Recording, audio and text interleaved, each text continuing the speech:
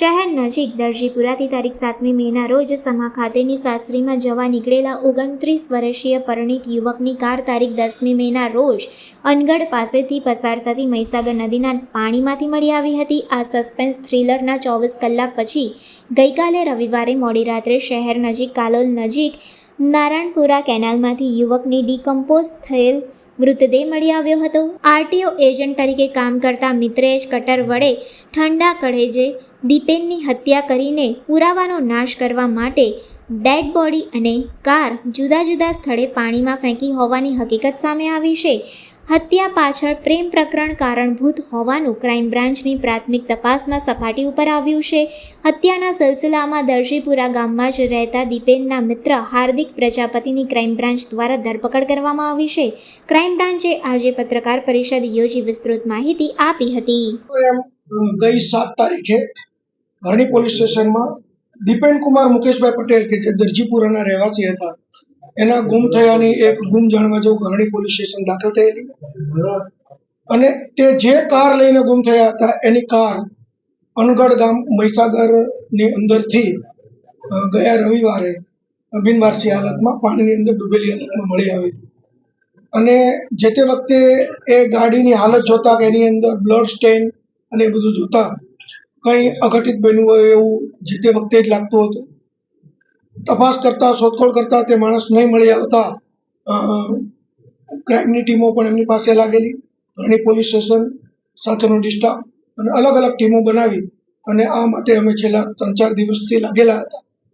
એમાં બરોડા શહેર પોલીસને એક સફળતા મળી છે અને તમે જાણો છો એમ ગઈકાલે આ કામે અમે હાર્દિક કૈલાસભાઈ પ્રજાપતિ નામના કિસ્સાની ધરપકડ કરી છે।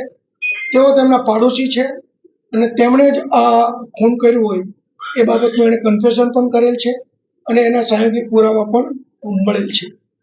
એમની ગઈકાલે ધોરણસરની ધરપકડ કરી છે। પોલીસ ઇન્સ્પેક્ટર શ્રી હરણી એમની તપાસ કરી રહ્યા છે અને આજે એને બંધ થતી કોર્ટે વધુ રિમાન્ડ માટે પણ રજૂ કરવાના છે। ગુનાની હકીકત જોઈએ તો આ મરણ જનાર દીપેનભાઈ છે અને એમની બાજુમાં જ એ જ સોસાયટીમાં એટલે કે દરજીપુરામાં જ હાર્દિક પ્રજાપતિ જે આરોપી છે એ રહે છે।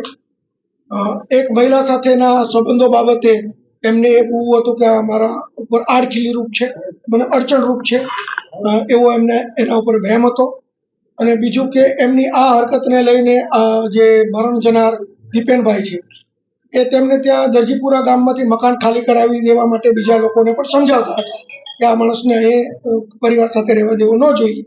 આ વાતની રીસ લઈ અને એમણે એને મોત નિપજાવવા માટેનું મનોમન નક્કી કરેલું અને આ વાતનો એને અંજામ આપી અને એને એની જ ગાડીમાં લિફ્ટ લઈને ગળામાં કટર મારીને પહેલાં તો એને એમની પાસે મરચુંની ભૂકી હતી, કટર હતું એમણે પહેલેથી રાખી લીધેલું હતું તો ગળામાં કટર મારી અને એની જ ગાડીમાં એને ખાલી સાઈડમાં બેસાડી હાલોલ રોડ ઉપર જઈ અને ત્યાં જે નર્મદા મોટી કેનાલ છે એ કેનાલમાં એને ડેડ બોડીનો એને નિકાલ કરેલો અને એનો મોબાઈલ અને એના કપડાં એ પણ એને આગળ જઈ અને બદલી નાખેલા। એક બીજી હકીકત એવી છે કે એને એની ગાડી છે એના મિત્રને ત્યાં જે તે વખતે મૂકી દીધેલી પણ પછીથી એને ખબર પડી કે આ ગાડી ત્યાં ઓળખાઈ જાય એમ છે એટલે જેથી એ ગાડી એને રવિવારે એટલે શનિવારની રાત્રિના રોજ ત્યાંથી મેળવી અને અનગઢ મહીસાગર નદીની અંદર એણે ગાડીને ધક્કો મારી એક્સિલેટર ઉપર એક વજન મૂકી અને અંદર નાખી દીધેલાની પણ એણે કબૂલાત કરી છે।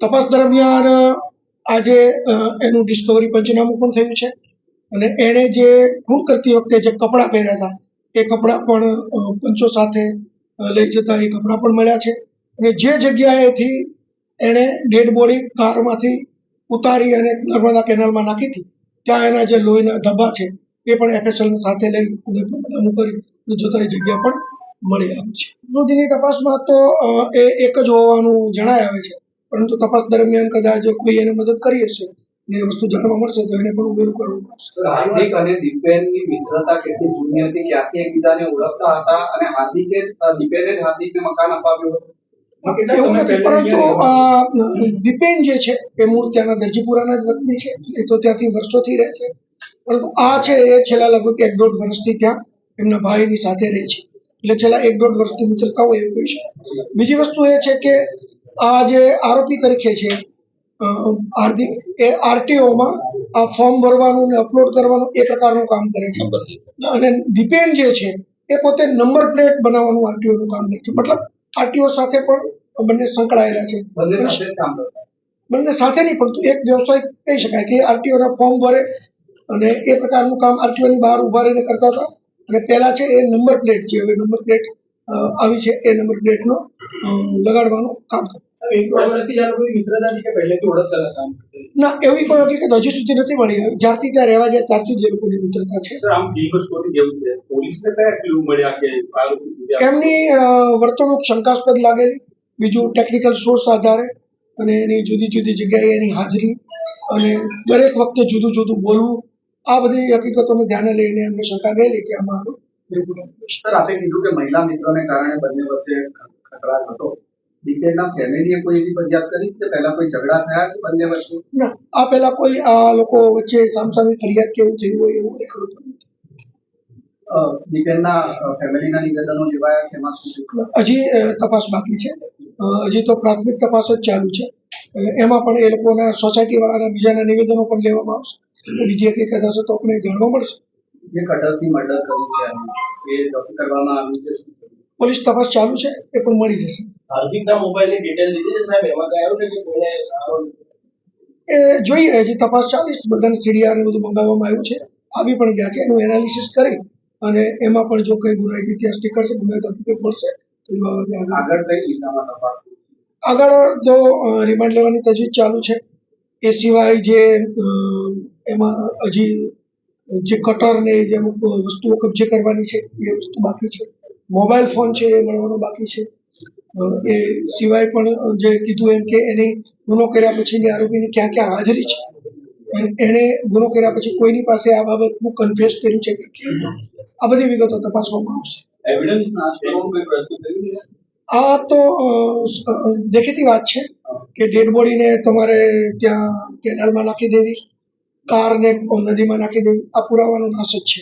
અને પુરાવાના નાશની સેક્શન ઓલરેડી ઉમેરેલી હોય છે. જાણો છો ત્યારે જે રીતે હાલોલ જતા જે મેઇન કેનાલ આવે છે એ કેનાલથી લેફ્ટ સાઈડમાં તમે નીકળી જાઓ એટલે ત્યાં પંચમહાલ જિલ્લાની ચાલુ થાય છે.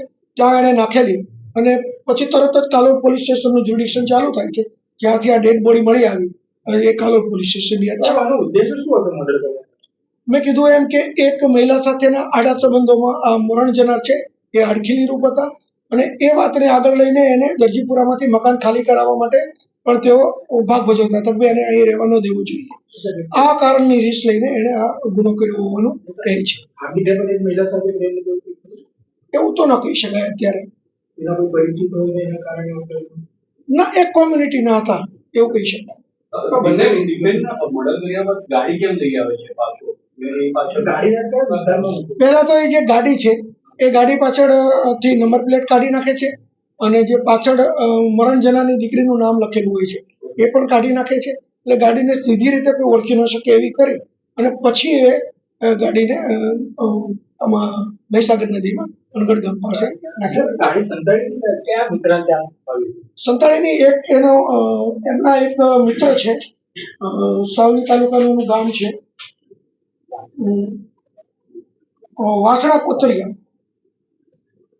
વાસણા કોતરિયા ગામ છે. ત્યાં એણે ગાડી મૂકી હતી. એણે એવી રજૂઆત કરેલી પહેલા તો કે ભાઈ આ ગાડી છે એ મારે ફાઇનાન્સ વાળા ખેંચી જશે એ પ્રકારનું છે, એટલે તું ગાડી 2 દિવસ થઈ રાખ એમ કરીને લીધી ગાડી. એમ છતાં તપાસ ચાલુ છે, જોઈએ એમનો કોઈ ગુનાહિત ઇતિહાસ છે કે આ હત્યામાં એકલાએ જ અંજામ આપ્યો? કેવી રીતે કર્યો? છેલ્લા કેટલા સમયથી એ ફિરાકમાં હતો અને મર્ડર કરવાને લઈને એવી કોઈ કબૂલાત થઈ છે અને કેટલા સમય પહેલા કટરને ભૂકીને ખરીદી રાખ્યું? આ છેલ્લા 15 દિવસમાં આ વસ્તુ એને ખરીદેલી છે. કટર ખરીદેલું છે અને મરચાની ભૂકી પણ એમની પાસે હતી, એ પણ એણે ખરીદેલી છે, ખાસ આ જ કામ માટે ખરીદેલી. ટૂંકમાં છેલ્લા 1 મહિનાથી એ કહી શકાય કે એને આ પ્રકારનો પ્લાન હતો કે એને મોત નીપજાવવું છે. જે રીતે પોલીસને ગુમરાહ કરવાનો પ્રયત્ન કર્યો છે અત્યારે હાર્દિકે, પહેલા તો મર્ડર કરીને ડેડ બોડી અલગ જગ્યાએ નાખી, કાર અલગ જગ્યાએ નાખી, આ રીતનો એક ફિલ્મી સીન દ્રશ્યમ ફિલ્મમાં છે, તો તેના પરથી એને દુષ્પ્રેરણા લીધી શું છે? એમાં એનું એક પ્રી પ્લાન અને એનો ક્રિમિનલ મેન્સેરિયા કહી શકાય કે એનું ગુનાહિત માનસ છે કે એટલી ક્રૂરતાથી એ મોત પણ નિપજાવી શકે છે અને પુરાવાનો પણ નાશ કરી શકે છે. તમે કહો છો એ વસ્તુ મહદઅંશે સાચી હોઈ શકે કે જે રીતે કોઈ સિરિયલ કે ફિલ્મોમાં કે એને જોઈને કોઈ આ બાબતની પ્રેરણા લીધી હોય એવું કહી શકાય. આરોપીનો કોઈ ગુનાહિત ઇતિહાસ ખરો? અત્યાર સુધી તો નથી, પરંતુ અમે જોઈએ છીએ. આજે એને રિમાન્ડ લેવાની તજવીજ ચાલુ છે. રિમાન્ડ દરમિયાન કદાચ એનો કોઈ ગુનાહિત ઇતિહાસ હશે તો મળી આવશે, તો એને પણ રેકોર્ડ ઉપર લેવામાં આવશે. હાર્દિક ગુમ થયા હોવાની દીપેન ગુમ થયા હોવાની ફરિયાદ લખવા માટે પણ અનંતની પોલીસ સ્ટેશન આવે છે હાર્દિક. તો પોલીસને ક્યારે શંકા ગઈ કે એ હોઈ શકે છે આ કેસ? જે તે વખતે તો એ નોંધાવવા માટે જ્યારે આવે છે ત્યારે તો સાથે નથી હોતો, પણ પછીથી જ્યારે એની શોધખોળ કરવામાં આવે છે, કારણ કે જે દીપેન ગુમ થયો છે એની ગાડીનું છેલ્લું લોકેશન છે એ ત્યાં ગોલ્ડન ચોકડીથી આગળ અરણી ટોલ નાકા છે, આપણે જે હાલોલ ટોલ નાકા, એ બાજુ એની ગાડી જતી જ હોય છે. પોલીસ જે રીતે તપાસ કરે છે તો એ પણ સાથે સાથે અહીંયા આવે છે પોલીસ સ્ટેશન અને જોવે છે પોલીસ કઈ રીતે તપાસ કરે છે. તો એને મૃતદેહ હાલોલ પાસેની કેનાલ પાસે નાખ્યો અને બાદમાં એ મળ્યો.